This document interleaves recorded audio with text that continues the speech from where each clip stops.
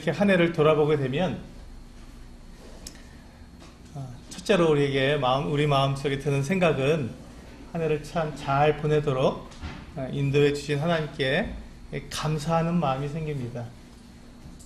이게 이제 우리들의 마음속에서 우러나는 것이죠. 우리가 이렇게 감사하는 마음이 생기면 그 다음에 우리가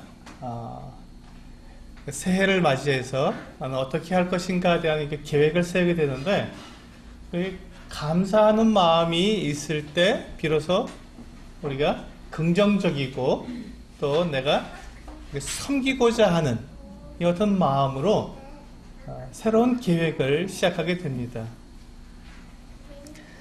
사실 우리가 지난 날들을 돌아보면 어떻게 내가 내 삶에 한순간 한순간 그냥 우리는 그저 같은 시간들, 반복되는 그 같은 일상들을 우리가 지내온 것 같지만, 그 반복되는 일상 가운데에서 하나님께서는 놀라운 일들을 이루신 것이죠.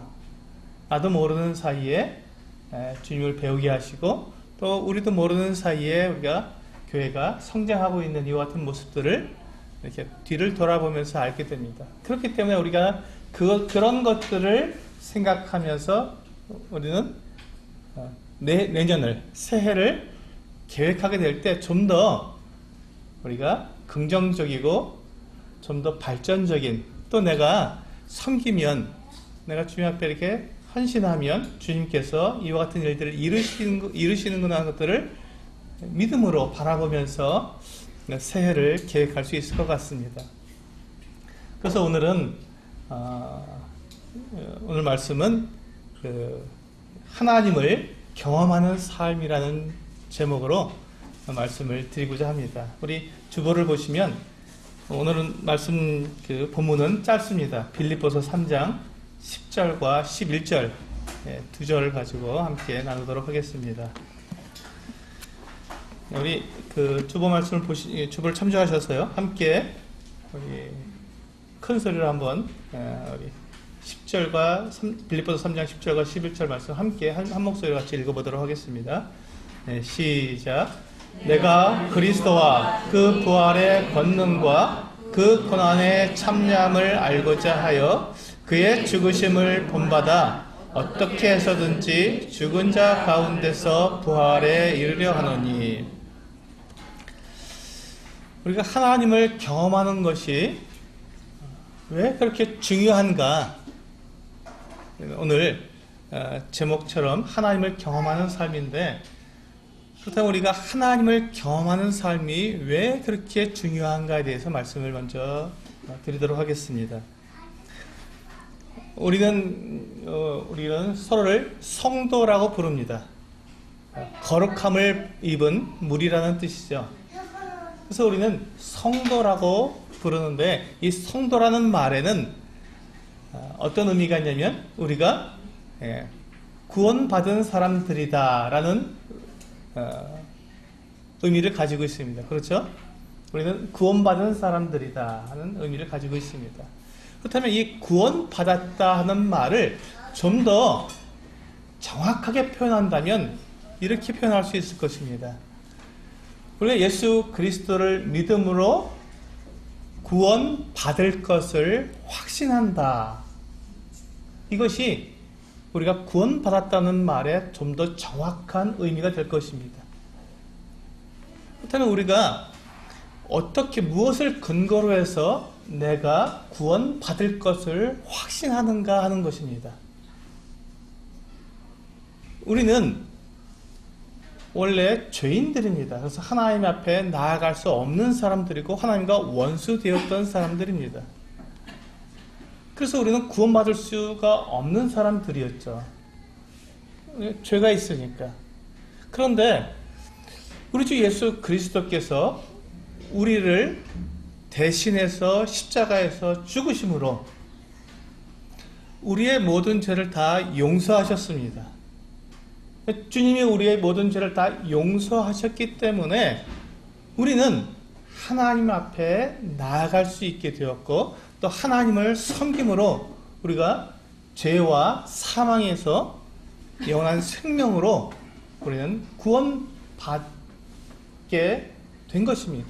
하나님께서 그와 같은 약속을 우리들에게 해주셨고 그 약속에 따라서 우리가 하나님의 그 같은 구원에 참여하게 되는 자가 된 것이지요. 그러니까 지금 우리는 아직 하나님께서 우리를 그 영원한 멸망에서 우리를 구원해 내신 그것은 우리 아직 경험하지 않은 사람들입니다. 그것을 우리는 약속으로 받은 사람들입니다. 하나님께서 우리에게 약속을 해주셔서 우리는 그것을 믿고 우리는 확신하기 때문에 우리는 구원받았다고 말을 합니다. 그래서 하나님께서는 이와 같은 약속을 우리들에게 보증하기 위해서 어떤 일을 하셨냐면 하나님의 성령을 우리들에게 보내주셨습니다. 그래서 예수 그리스도를 믿은 모든 사람들에게는 하나님께서 그 안에 성령을 주신 것이지요. 바로 우리가 하나님께서 우리에게 약속해 주신 그 구원을 보증해 주신 것입니다. 계약서에 도장을 찍은 것처럼 성령은 우리들에게 하나님의 보증의 도장으로, 그래서 인치심을 받았다는 말을 하는데 그 인쳤다는 말이 도장을 찍었다는 말입니다. 하나님께서 성령을 우리 안에 주심으로 우리 안에서 하나님의 구원을 보장해 주신 것이죠. 그래서 우리 안에 계신 성령으로 말미암아서 우리는 구원받았다고 우리는 고백을 하고 그것으로 말미암아 우리는 구원받을 것을 장차 예수 그리스도께서 이 땅에 다시 오실 때 우리를 하나님 나라로 우리를 인도해 가실 것을, 이끌어 가실 것을 우리는 믿고 확신하는 사람들입니다. 이것을 구원받은 사람, 예수 그리스도를 믿는 사람이라고 표현을 합니다. 그래서 성령께서 우리 안에 거하시는 사람들이 곧 구원받은 사람들입니다. 우리 요한복음 3장 한번 열어서 보시겠습니다. 요한복음 3장 8절을 보시면 성령에 대해서 이와 같이 말씀하고 있습니다. 같이 한번 읽어보겠습니다. 요한복음 3장 8절 시작.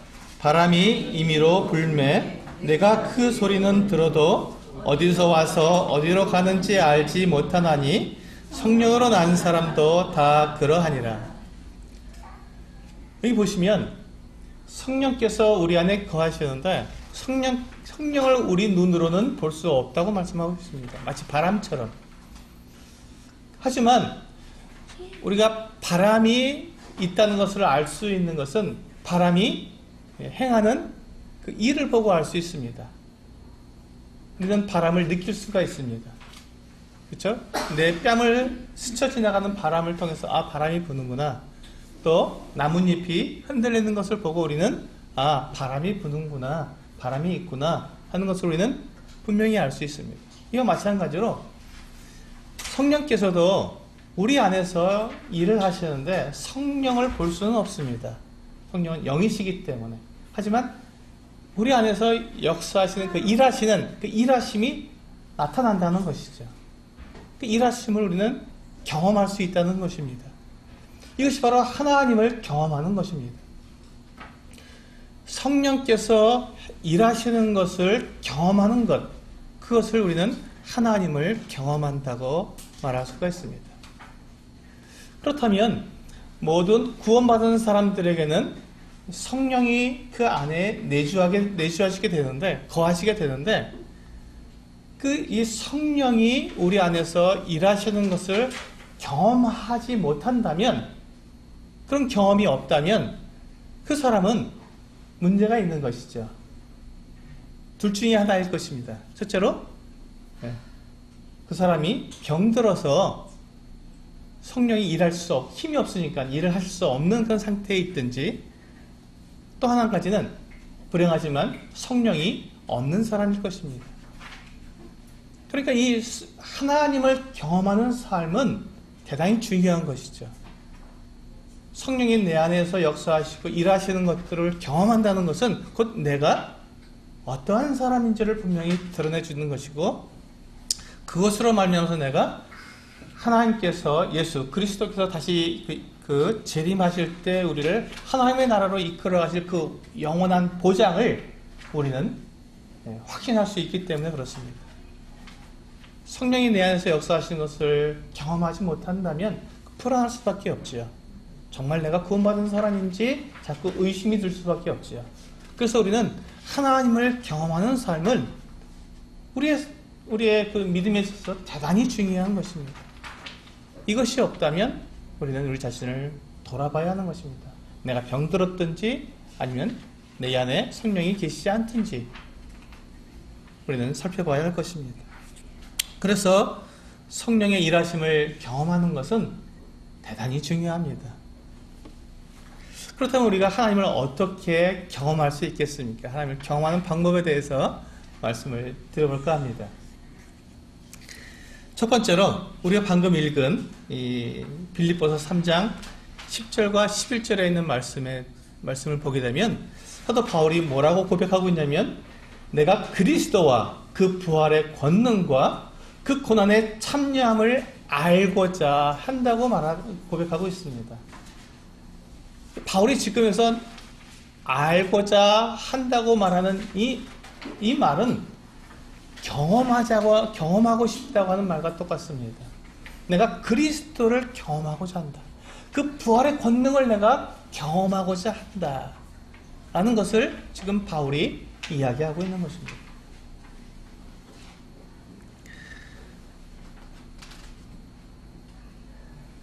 그런데 오늘날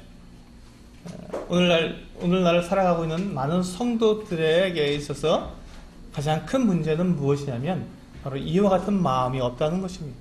하나님을, 그리스도를 알고자 하는 마음이 없는 것입니다. 하나님을 경험하고 싶어하는 것 같은 마음을 가지지 못하고 있다는 것이, 이것이 큰 문제라는 것입니다. 그냥 하나님을 경험하지도 않은 채로 그냥 하루하루 내게 주어진 삶을 그냥 그렇게 살아가는 것, 살아내는 것, 그 자체만 가지고도 우리는 버거워할 수가 있다는 것입니다. 그렇기 때문에 우리는 하나님을 경험하지 못하게 됩니다. 바울은 이 하나님을 알기 위해서, 그리스도를 내가 더 알기 위해서 어떤 일을 했습니까? 우리 빌립보서 3장 말씀을 전후를 한번 살펴보게 되면,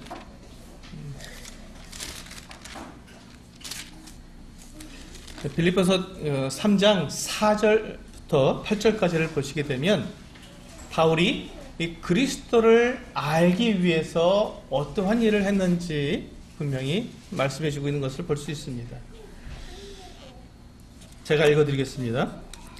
그러나 나도 육체를 신뢰할 만하며 만일 누구든지 다른 이가 육체를 신뢰할 것이 있는 줄로 생각하면 나는 더욱 그러하리니, 나는 8일 만에 할 일을 받고 이스라엘 족속이요 베냐민 지파요 히브리인 중에 히브리인이요 율법으로는 바리새인이요 열심으로는 교회를 박해하고 율법의 의로는 흠이 없는 자라.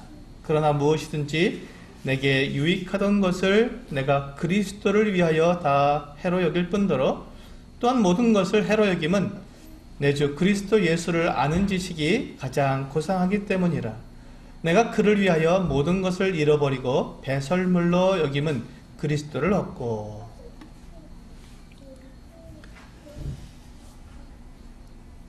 여기 보시면 바울은 내 주 예수 그리스도를 아는 지식이 가장 고상하기 때문에 그 그리스도를 알기 위해서, 그리스도를 경험하기 위해서 그가 가진 모든 것들을 다 버렸다고 고백하고 있습니다. 바울이 지금 고백하고 있는 것은 그가 그 자신에게 해로운 것을 버렸다고 말하는 것이 아닙니다. 그에게 유익하던 것들을 버렸다고 말하고 있습니다. 우리가 예수 믿기 전에 우리가 거짓말도 하고 속이기도 하고 빼앗기도 하고 또 화내기도 하고 여러 가지 우리에게 해를 끼치는 별로 좋지 않은 것들, 이와 같은 것들을 우리가 하고 있었다면 예수 믿은 다음에는 그와 같은 것들을 버리기를 원합니다. 그리고 그런 것들이 해로운 것이기 때문에 그걸 버리는 것에 대해서는 우리는 아까워하지 않습니다. 당연히 버려야지. 잘 안 버려져서 그렇지 버리는 것에 대해서는 우리가 힘들어하지 않습니다. 당연히 버리는 것으로 생각합니다. 근데 지금 바울은 무엇을 말씀하고 있냐면 내게 유익하던 모든 것들이라고 말하고 있습니다. 내게 유익하던 모든 것들을 다 버렸다라고 이야기하고 있습니다. 왜? 예수 그리스도를 얻기 위해서, 예수 그리스도를 알기 위해서 그는 그것을 다 버렸다고 하는 것입니다. 만약에 나에게 유익한 그것이 내가 예수 그리스도를 알고 경험하는데 방해가 된다면 그것을 버리는데 바울은 결코 주저함이 없었다고 말을 하는 것입니다. 이것이 바로 바울이 예수 그리스도를 경험하기 원하는 그의 진실된 마음을 우리에게 보여주는 것입니다. 우리가 말로는 내가 예수 그리스도를 알기 원합니다. 배우기 원합니다. 닮기 원합니다. 그리고 그분을 예배하고 경배하기 원합니다 라고 말을 하지만 그분을 알지 못한 상태에서 우리는 그와 같은 일들을 할 수 없습니다. 그런데 우리가 그 예수 그리스도를 알고 경험하기 위해서 나는 어떤 일을 하고 있는가 하는 것입니다. 바울은 내게 유익하던 모든 것들을 다 해로 여겨서 버리고 배설물로 여겨서 버렸다고 고백하고 있습니다. 나에게 유익하던 것이 무엇이 있습니까? 우리는 한번 우리 자신을 생각해 보면 좋겠습니다. 내가 예수 믿기 전에도 나에게 유익했고 예수 믿은 후에도 나에게 유익한 것들이 있을 것입니다. 쉽게 말씀드려서 여러분에게 돈, 우리 가장 중요하게 여기죠. 돈에 대해서 한번 생각해 보시기 바랍니다. 돈이 우리에게 해롭습니까? 아닙니다. 유익합니다. 그 유익한 돈이 만일 나에게 유익한데 그 유익한 돈이 내가 그리스도를 아는데 그리스도를 경험하는데 방해가 된다면 과연 그것을 내가 버릴 수 있겠느냐 하는 것입니다. 명예가 내가 그 사람들에게 좋은 평판을 받고 높은 명예를 가지고 있다면 과연 그것이 나에게 해로운 것인가 하는 것입니다. 아닙니다. 유익한 것입니다. 근데 그 유익한 그것이 예수 그리스도를 알고 예수 그리스도를 아는 지식의 가장 고상한 그 지식을 아는데 방해가 된다면 과연 그것을 나는 배설물로 여길 수 있겠는가 하는 것입니다. 그것이 바로 바울의 이와 같은 그리스도를 알고자 하는 마음과 우리들의 그리스도를 경험하고자 하는 마음이 그 마음의 차이라고 저는 생각이 듭니다. 내 안에 하나님을 경험하고자 하는 것 같은 열망이 있습니다. 하나님 배우고 싶습니다 하는 것 같은 열망이 있는데 만약에 나에게 유익한 것들, 돈이나 명예나 지위나 또 여러 가지 또 내 가족들, 자녀나 남편이나 아내나 부모나 이런 가족들이나 이건 다 유익하지 않습니까? 만약에 그와 같은 것들이 그리스도를 아는데 경험하는데 방해가 된다면 나는 어떻게 하겠는가 하는 것입니다. 이소부야에 이러한 이야기가 있습니다. 외나무 다리가 있는데 외나무 다리를 양쪽에서 염소 한 마리씩 이렇게 외나무 다리를 건너게 되었습니다. 이 외나무 다리는 염소 한 마리가 겨우 건너갈 수 있는 그런 폭을 가진 다리입니다. 그런데 이 외나무 다리를 쭉 건너다가 가운데서 어떻게 됩니까? 두 마리가 만날 수밖에 없죠. 그럼 어떻게 됩니까? 서로가 싸울 수밖에 없습니다. 외나무 다리를 건너가야 되니까 오른편에 있는 염소는 왼편으로 가야 하고 왼편에 있는 염소는 오른편으로 가야 하기 때문에 서로 싸우게 됩니다. 만약에 두 염소가 서로 비키지 않고 서로 양보하지 않고 거기서 부딪혀서 싸우게 되면 어떤 일이 일어납니까? 네, 둘 다 떨어지게 됩니다. 당연한 것이죠.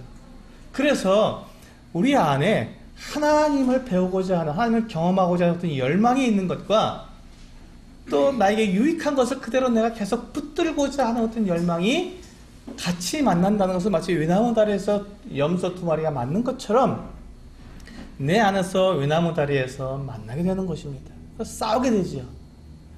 그래서 만약에 누군가가 둘 중에 하나가 양보하지 않으면 둘 다 떨어지게 돼서 정말로 망하게 되는 것입니다. 하나님을 섬길 수도 없고 또 나에게 유익한 것도 다 잃어버리게 되는 비참한 결과가 이루어지는 것이죠. 그래서 우리는 그와 같은 상황이 있을 때 둘 중에 하나는 양보를 해야 합니다. 바로 이때 누가 양보하겠느냐, 이것이 중요합니다. 누가 먼저 양보하겠는가, 이것이 우선순위입니다. 만약에 하나님을 경험하고 하나님을 배우자 하는 이 열망이 우선순위로 잡혀서 나에게는 나에게 유익한 것들이 내가 포기하고 그것을 접고 그것을 뒤로 물러서게 하고 하나님을 향한 열망이 나에게 가장 우선순위가 오게 된다면 그것은 성공하는 길입니다. 하나님을 경험하게 되는 길이고 그것을 통해서 하나님께서 어떠한 분인지 우리는 알게 되는 것입니다. 그리고 그것을 통해서 우리는 믿음으로 이 세상을 승리하게 될 것입니다. 근데 반대로 하나님을 알고자 하는 열망이 있지만 나도 그래도 먹고 살아야지 이 세상 가운데 나도 살아야 되기 때문에 하나님을 배우자 하는 것은 잠깐 후회하고 내가 먼저 돈도 좀 벌고 내가 먼저 가족들도 좀 돌보고 내가 먼저 그렇게 하고 그 다음에, 하지만 내가 가족들을 먼저 돌보고 내가 돈을 좀 먼저 벌지만 그렇다고 해서 내가 하나님을 예배하지 않는 것은 아닙니다. 내가 철저하게 주일 성수하겠습니다. 내가 헌금 빼먹지 않고 제가 드리겠습니다. 제가 성경 날마다 읽겠습니다. 암송하겠습니다. 이렇게 한다 할지라도, 그렇게 한다 할지라도 하나님을 경험하고자 하는 열망이 우선적이지 않고 나에게 유익한 것이 나에게 우선이 된다면 그것은 우선순위가 잘못된 것이고 우리가 하나님을 경험할 수 있는 그와 같은 여지를 결코 주지 않습니다. 그것은 하나님을 경험하지 않겠다는 것과 동일합니다. 내 생각을 가지고 내 욕심을 가지고 살아가겠다는 것과 동일한 것입니다. 바울은 무엇이든지 내게 유익하던 것을 내가 그리스도를 위해서 다 해로 여긴다고 고백했습니다. 그리고 해로 여길 뿐만 아니라 배설물로 여긴다는 것입니다. 여러분 한번 생각해 보십시오. 여러분이 화장실 갔다 온 다음에 물 내리는 것을 안타까워하는 분 계십니까? 너무 아까운데 하시는 분 계십니까? 이건 그냥 바로 물을 내려버립니다. 배설물이니까 아깝지 않습니다. 예수 그리스도를 경험하는 것과 그분을 아는 것과 내게 유익한 것을 내가 고집하는 것은 이와 같이 하늘과 땅의 차이가 있다는 것입니다. 바울은 그것을 알았기 때문에 과감하게 배설물로 버렸다고 말을 합니다. 그래서 예수 그리스도를 그가 배우겠다고 고백한 것이죠. 두 번째로 우리가 하나님을 경험하는 방법, 두 번째가 무엇이냐면 하나님의 약속을 믿음으로 경험해 보라는 것입니다. 하나님께서 하신 약속을 믿음으로 경험해 보아라. 우리는 주 예수님을 믿음으로 내 모든 죄가 다 용서되었고 또 하나님 나라에서 영원한 생명으로 살아간다는 것을 믿고 있습니다. 이것이 우리에게 아직 이루어진 것이 아니라고 말씀을 드렸죠. 장차 이루어지게 될 것입니다. 그것을 믿음으로 확신하고 있습니다. 그런데 이것이 우리의 믿음의 궁극적인, 그러니까 결과적인, 최종적인 믿음의 결과입니다. 이것이 가장 큰 믿음이지요. 내가 내 모든 죄가 다 용서되어서 하나님과 함께 영원한 생명을 가지고 살아가게 된다는 것. 이것을 믿는다는 것은 가장 큰 믿음을 우리가 가지고 있다는 것입니다. 이것보다 더 큰 믿음이 어디 있습니까? 만약에 이것이 잘못되면 우리는 영원한 멸망에, 지옥에 영원한 멸망에 던져져야 하기 때문에 이것처럼 큰 믿음이 없는 것입니다. 근데 이와 같은 큰 믿음을 우리가 가지고 있으면서 이 놀라운 것들을 우리가 믿음 있고 그걸 확신한 가운데 살아가고 있으면서 나에게 일어나는 작은 일들 우리가 생활하는데 필요한 여러 가지 물질들이나 또 내 삶에 여러 가지 오는 그런 어려움들에 대해서 내가 그것을 이길 수 있다는 것을 믿지 못한다는 것은 좀 어폐가 있다고 생각이 됩니다. 하나님께서 내 모든 죄를 다 용서해 주셨다는 것을 믿는 것, 어마어마한 일입니다. 한번 생각해 보십시오. 우리는 그것을 믿는 지금도 우리는 죄를 짓고 살아가고 있습니다. 그런데 그 모든 죄가 다 용서되었다. 이것처럼 놀라운 일이 어디 있겠습니까? 이것을 믿는다는 것은 하나님께서 우리에게 해주신 모든 것들을 다 믿을 수 있다는 것과 동일한 것입니다.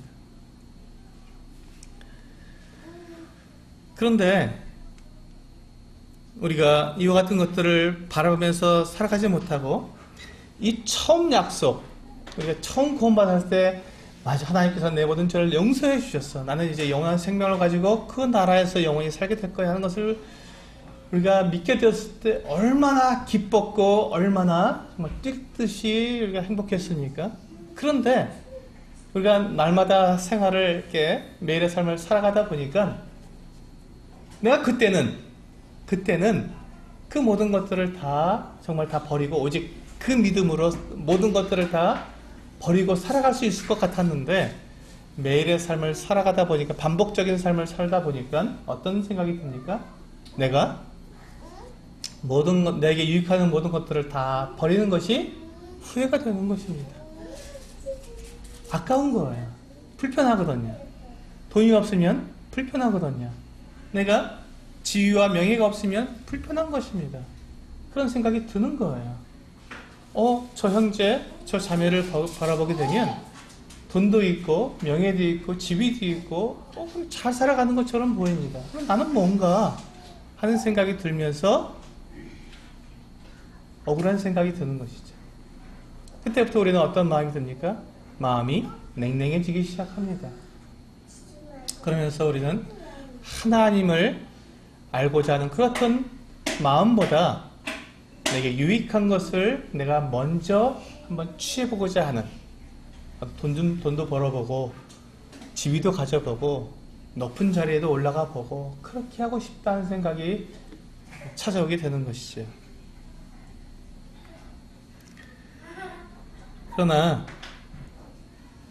이렇게 하는 그 삶은 이 세상에서 그냥 살아남는 삶입니다. 그것은 하나님을 기쁘시게 하거나 하나님을 경험하는 삶이 되지 못합니다.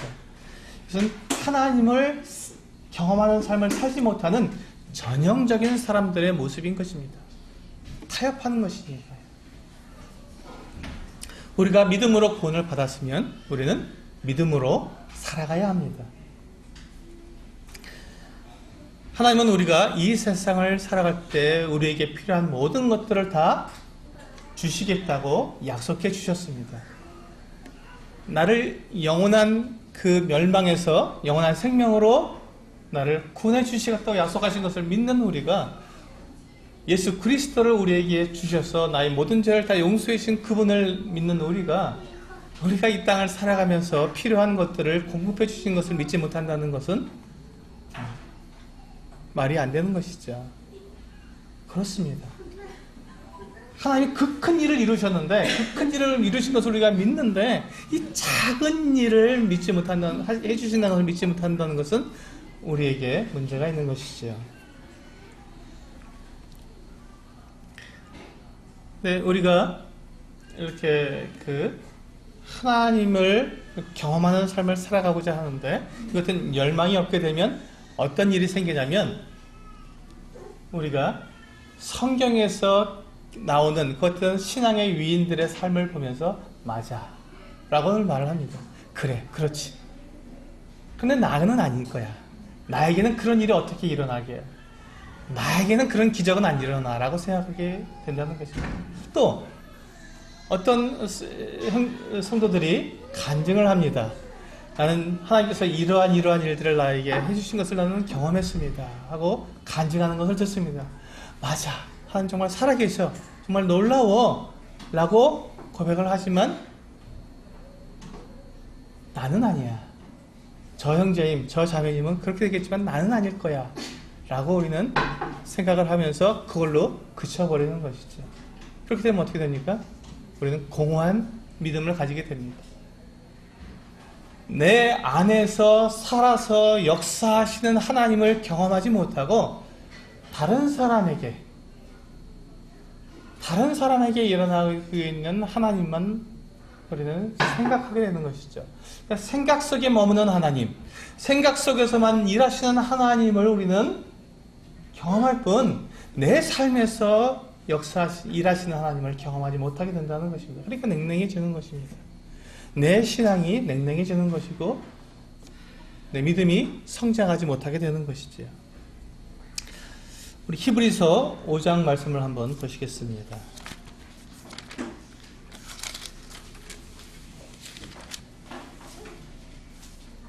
히브리서 5장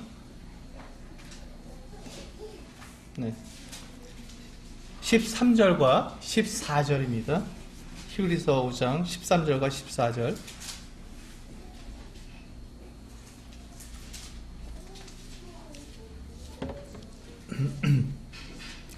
제가 읽어드리겠습니다. 이는 젖을 먹는 자마다 어린아이니 의의 말씀을 경험하지 못한 자요 단단한 음식은 장성한 자의 것이니 그들은 지각을 사용함으로 연단을 받아 선악을 분별하는 자들이니라. 여기 보시면 남이 또 먹여주는 음식을 먹는 어린아이가 나오고 있습니다. 그는 자기의 스스로 음식을 먹지 못합니다. 어린아이기 때문에 그렇습니다. 젖을 먹는 것이죠. 근데 이 사람들의 특징이 무엇입니까? 이 영적 어린아이의 특징은 의의 말씀을 경험하지 못했다는 것입니다. 의의 말씀을 경험하지 못했다. 하나님은 우리가 겪고 있는 모든 상황과 여건을 다 아시는 분이십니다. 뿐만 아니라 그 모든 상황과 여건을 충분히 이기시는, 능가하시는 그 어떤 능력이 하나님이십니다. 하나님은 우리의 돈보다 크시고요. 하나님은 우리의 지위와 명예보다 훨씬 더 크신 분이십니다. 하나님은 이 세상의 모든 정사와 권세를 주장하시는 분이시고 온 우주 만물을 운행하시는 분이십니다. 그런 크신 하나님이신데 그 하나님이 우리에게 해주신 약속을 믿지 못한다는 것은 우리의 어리석음입니다.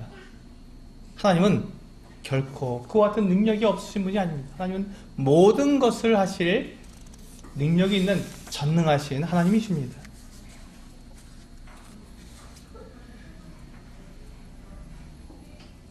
그렇기 때문에 우리가 그 성경에서 일어나고 있는 이와 같은 말씀들이 그 성경의 그 신앙 인물들과 함께 일하시는 그것을 말씀하신, 그것을 보여주신 하나님께서 나에게도 그와 동일한 일을 행하시는 분이라는 것을 우리는 믿을 수 있다는 것입니다.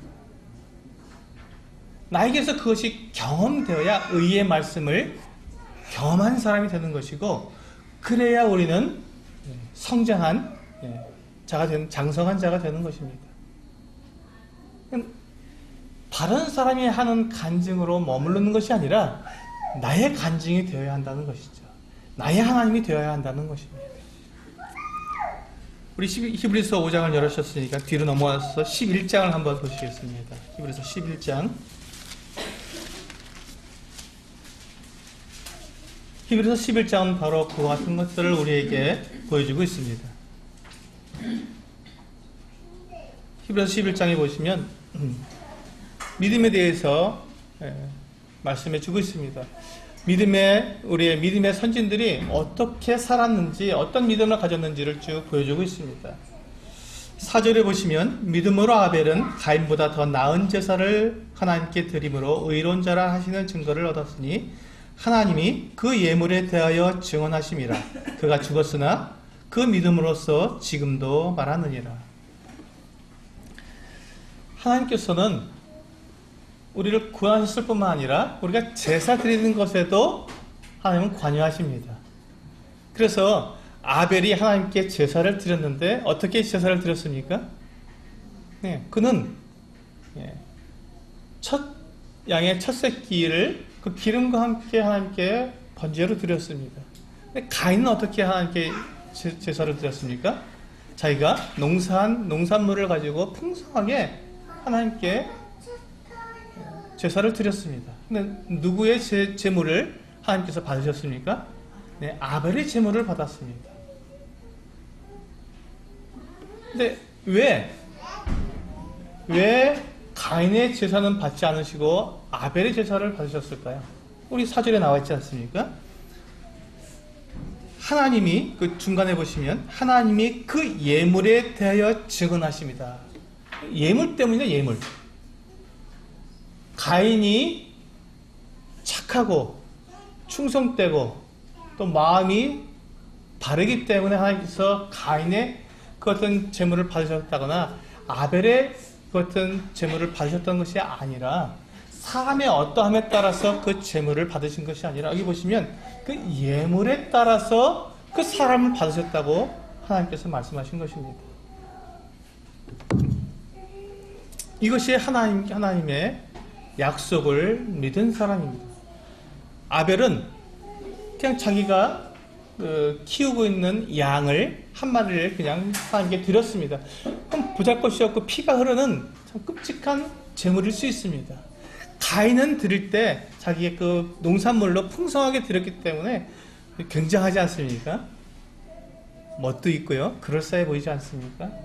그것과는 상관이 없다는 겁니다. 우리 사람의 눈에 보이는 것이 중요한 것이 아니라 하나님께서 우리에게 무엇을 말씀하셨느냐, 그것이 중요하다는 것입니다.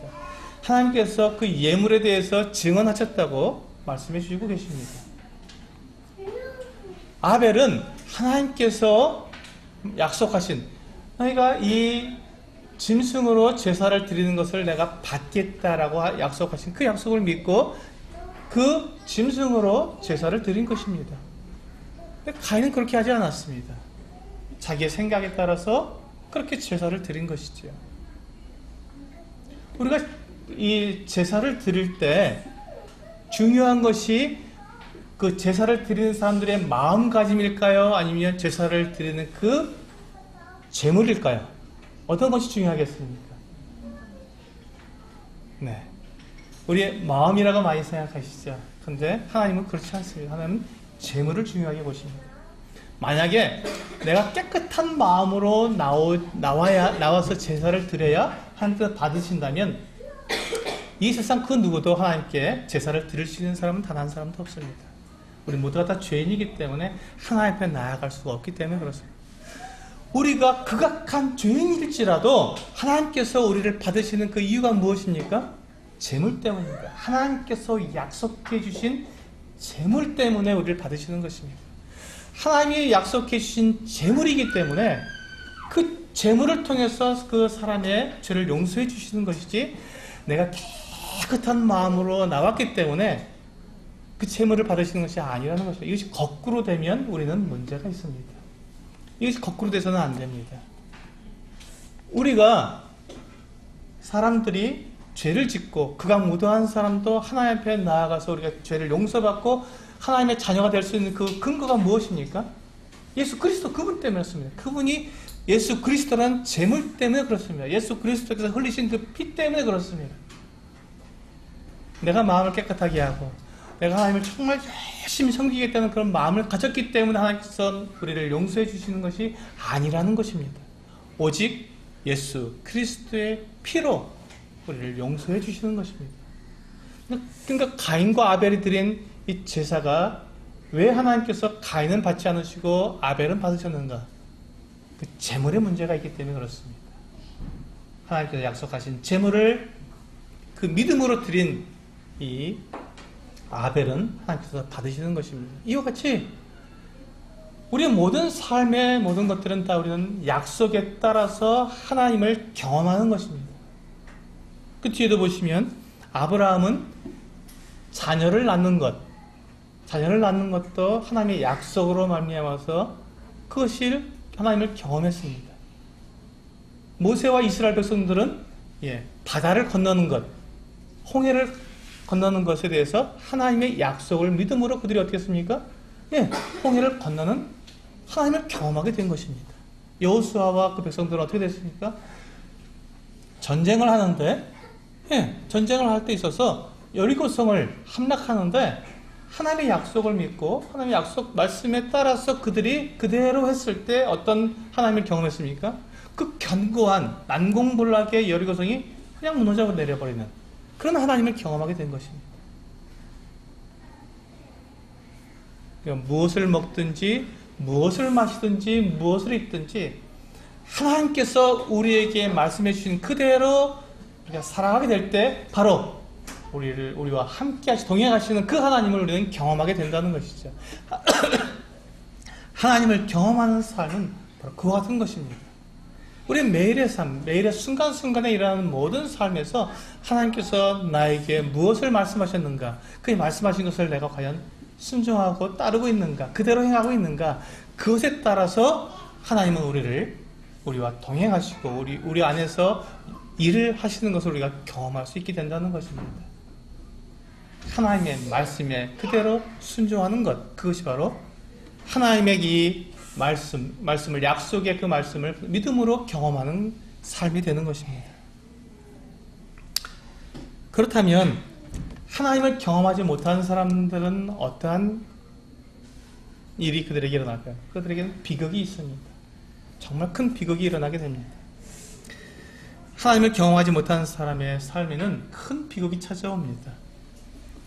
왜냐하면 그는 하나님을 위해서 살아가는 것이 아니라 하나님을 이용해서 자기의 삶을 살아가기 때문에 그렇습니다. 정말 이건 끔찍한 일입니다.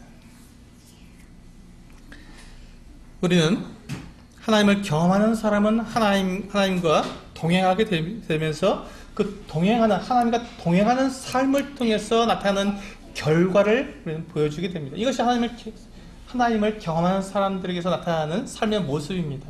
그런데 하나님과 동행함이 없는 하나님을 경험하지 못하는 사람들은 그 결과가 나타나지 않으니까 어떻게 합니까? 동행하지 않으면서도 그 결과를 사람들 앞에 보이기 위해서 꾸며내는 것입니다. 꾸며내는 것이죠. 어떻게 꾸며냅니까? 많은 사람들이 그것을 이렇게 동경하는 그 같은 모습을 그들이 꾸며내게 됩니다. 그들은 간증이 없기 때문에 정말 다른 사람들이 주님과 동행하는 그 삶에서 나타나는 간증의 그 결과를 가지고 그들 똑같이 흉내를 냅니다. 그들은 감사와 또 평강과 또 하나님께서 채우심을 경험하지 못한 채 자기 스스로 그것을 만들어내는 것이죠. 그래서 자기의 이익을 위해서 하나님을 이용합니다. 그래서 돈을 많이 가질 수 있도록 믿음을 이용하는 것입니다. 그래서 돈을 많이 벌게 되면, 믿음을 이용해서 돈을 많이 벌게 되면, 봐라, 하나님께서 나와 동행하셔서 내가 이렇게 큰 부자가 되었다라고 말을 합니다. 하나님을 경험하는 삶과 다른 내가 만들어낸 그 같은 결과이죠. 그건 늘 불안합니다. 돈을 많이 가졌어도 불안한 것입니다. 진정한 자기의 삶에서 나타나는 하나님과 동행하는 삶이 없었기 때문에 돈이 있어도 그는 불안한 것이죠. 또 어떤 분들은 높은 지위, 하나님을 이용해서 교회 안에서 높은 지위에 앉으려고 합니다. 그렇게 하면 사람들 사이에서 자기가 경건한 사람으로 보이기 때문에 그렇습니다. 그런데 하나님과 동행함이 없이 교회 안에서 높은 자리에 앉게 되면 어떤 일이 일어나게 됩니까? 문제가 생깁니다. 어린아이가 지도자의 자리에 앉게 되는 모습이 되는 것이죠. 그건 폐단입니다. 교회가 결국은 엉뚱한 길로 가게 되는 것입니다. 성경은 그런 사람들에 대해서 분명하게 우리들에게 경고의 말씀을 해주고 있습니다. 우리 디모데전서 6장 5절을 보시면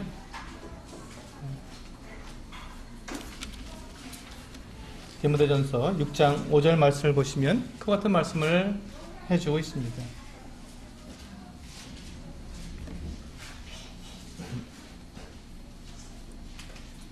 마음이 부패해지고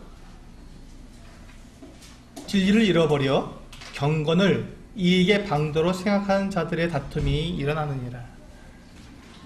경건을 이익의 방도로 생각하는 사람들이 일어나서 교회 안에 계속해서 다툼이 일어난다는 것입니다. 두 번째, 우리 요한 3서, 성경 맨 마지막 요한계시록 바로 전에 있죠. 유다서 전에 요한 1, 2, 3서, 요한 3서,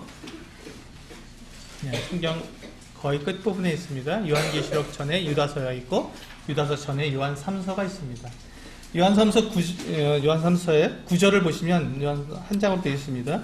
9절을 보시면 이와 같이 말씀하고 있습니다.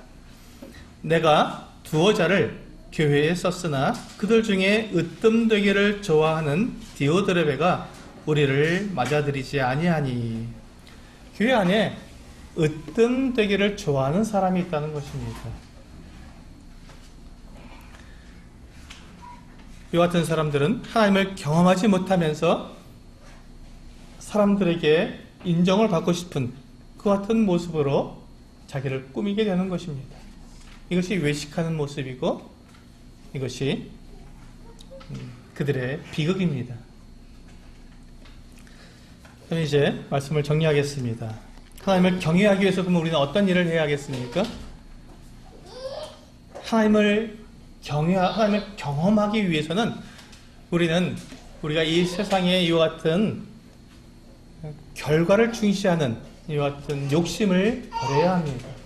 이런 것들이 중요하지 않습니다.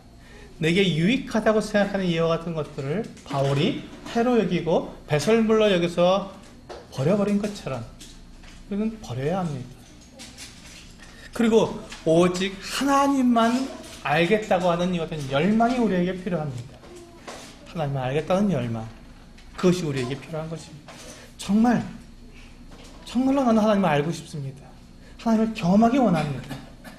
제 안에서 성경에서 그렇게 말씀하시고 성경에서 분명히 이 같은 것들을 약속해 주셨는데 오늘 저에게 바로 그와 같은 일들이 저에게서 일어나기를 원합니다. 하는 열망이 필요합니다.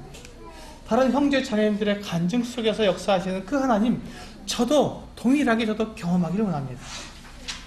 그 같은 열망이 우리에게 필요합니다. 그렇게 할 때 우리는 우리에게 좋든지 좋지 않든지 하나님의 말씀에 순종하게 됩니다. 그것을 하나님을 알고자 하는 열망이 있을 때 하나님 이걸 제가 할 수 있을까요? 이렇게 하면 제가 망하는 거 아닐까요? 하나님 정말 제가 이렇게 해서 제가 너무 큰 손해를 보게 되고 저는 결코 제가 살아갈 수 없을 것 같은데 하나님 저에게 이런 것들을 요구하십니까? 나는 그 같은 절망이 보이는 그 같은 순간에 우리는 하나님을 의지할 수 있게 되는 것입니다. 비록 그 같은 그 상황이 나에게 주어진다 할지라도 나에게 좋고 좋지 않음을 물러나고 하나님의 말씀을 청종하게 되는 것이죠. 그래서 우리 금주의 묵상 말씀이 있죠. 우리 주보 맨 앞에 보시면 고린도후서 10장 5절에 이와 같이 말씀하고 있습니다. 하나님을 아는 것을 대적하여 높아진 것을 다 무너뜨리고 모든 생각을 사로잡아 그리스도에게 복종하게 하니. 이것입니다. 우리의 같은 불안한 마음, 염려하는 마음, 또 두려운 마음, 또 그렇게 연민, 이 모든 생각들, 그 어떤 모든 것들을 다 사로잡아서 어떻게 한다고요? 그리스도께 복종하게 하는 것입니다. 그때 우리는 예수 그리스도를 경험하게 되고 내 안에 계신 성령께서 역사하시는 것들을 우리는 경험하게 되는 것입니다. 그때 그때 우리는 이 세상에서 승리하게 됩니다. 그때 비로소 하나님께서 우리에게 주시는 참된 평강과 참된 만족을 우리는 누리게 되는 것이죠. 아, 하나님이 하셨구나. 아, 하나님이 하셨구나. 하나님이 내 안에서 이와 같이 역사하셨구나.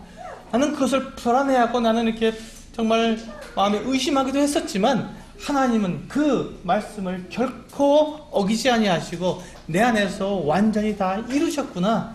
하나님 감사합니다. 하나님이 모든 것을 하셨습니다. 오직 하나님께만 이 영광을 돌려드립니다 하는 고백을 할 수 있게 된 것. 이것이 바로 우리가 하나님을 경배하는 참된 예배자의 모습이 되는 것입니다. 하나님은 우리에게 모든 약속을 해주셨습니다. 그 약속이 우리에게 최고의 선물이 되기 위해서는 바로 이와 같은 우리의 모든 생각을 다 사로잡아서 그리스도께 복종하는 그 같은 일을 할 때 우리는 하나님을 경험하게 될 것입니다. 2018년도에는 우리가 이런 놀라운 우리가 믿음의 삶을 살게 되기를 바랍니다. 그리고 하나님의 약속을 믿고 그대로 순종해서 하나님을 경험하는 이 한 해를 살고 내년 이맘때 우리가 다시 한 해를 정리하면서 우리가 고백할 때 하나님이 하셨습니다. 하나님이 내 안에서 역사하셨습니다 라는 것을 고백할 수 있는 우리 서수익계 성도님들 되시기를 원합니다. 하나님을 경험하는 것은 쉬운 일은 아닙니다. 하지만 결코 불가능한 일이 아닙니다. 그래서 하나님은 우리 모두에게 성령을 주시고 우리와 함께 살게 하셨습니다. 그래서 우리 모두가 하나님의 살아계심을 믿고 그분과 동행하는 새해가 되기를 주님의 이름으로 기도하게 됩니다. 같이 기도하시겠습니다.